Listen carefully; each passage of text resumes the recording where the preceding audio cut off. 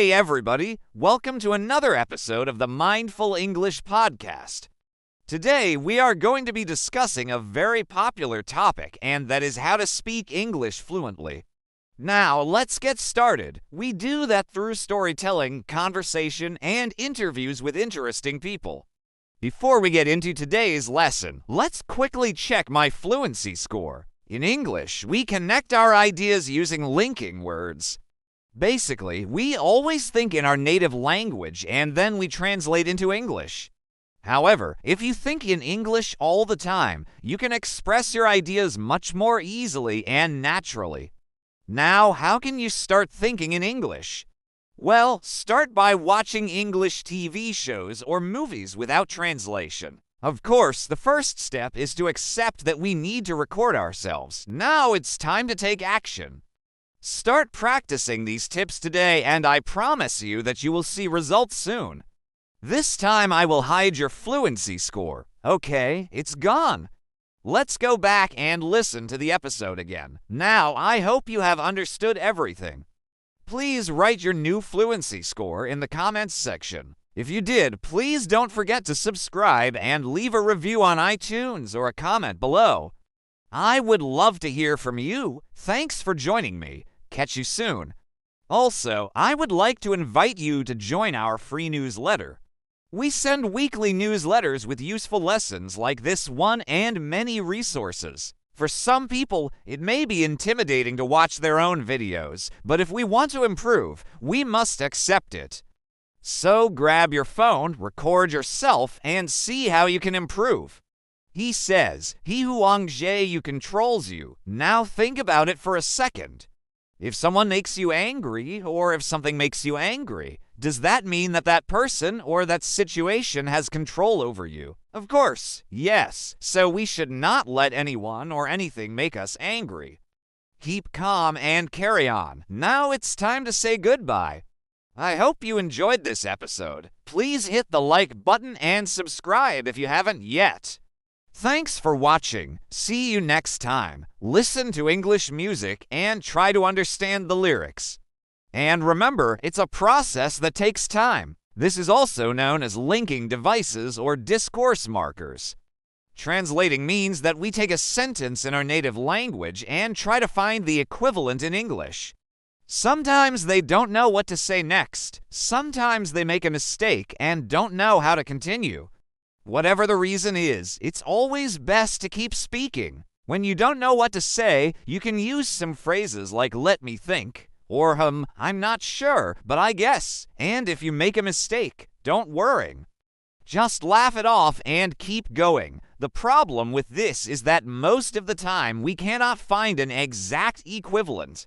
So we end up with a weird and unnatural sounding sentence in English. For example, let us say that you are telling someone that you haven't seen your friend for a long time. In Turkish, you might say, "Seni uzun zaman GNC hiç görmemiştim," or in Spanish, "Te vi me." Now there is no direct translation for these sentences in English. So if you try to translate them literally, you will end up with something like, "I haven't seen you since long time." Not correct, right? So what should you do instead? First of all, avoid translating and try to memorize some common phrases. For example, "It's been ages since we last met," or "It's been a while since we last spoke." These are words that help us connect our ideas together. For example, however, therefore, in addition, in fact, in other words, on the other hand, for instance, etc. And if you're interested in learning more about linking words, I created a free course for you. It's called Linking Words in English. You can download it right now for free from our website. Okay, it's perfect. I'm fluent. It's actually a joke. There is no such thing as being fluent. What matters is how you feel about your level of English. Anyway, I would like to ask you for a small favor. Before you start listening to this episode, I would appreciate it if you could pause and write down your fluency score. Just think about it for a second and then write it out of 10. Once you finish writing, please let me know in the comments section. Now, let's get back to the show. Hi there, I'm your host from Mind Blown English. And on this channel, we help you learn and speak English with confidence.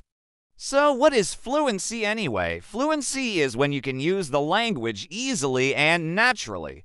For example, when you can understand other people and they can easily understand you. But as I said before, fluency is not a number, it's a feeling. It's when you feel comfortable using English. I learned English when I was young, so I never had a problem with fluency. But many people face problems when they try to become fluent. So I decided to make a list of tips that can help you achieve fluency.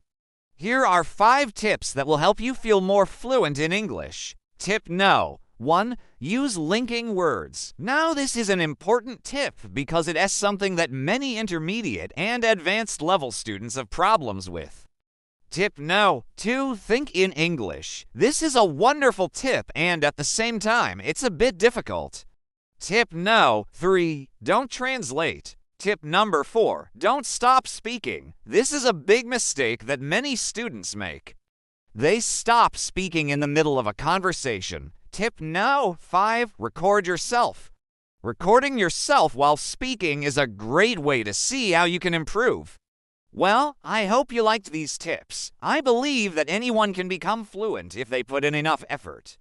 So I believe that you can become fluent too. Now it's time to check your progress. Please go back and listen to the podcast again.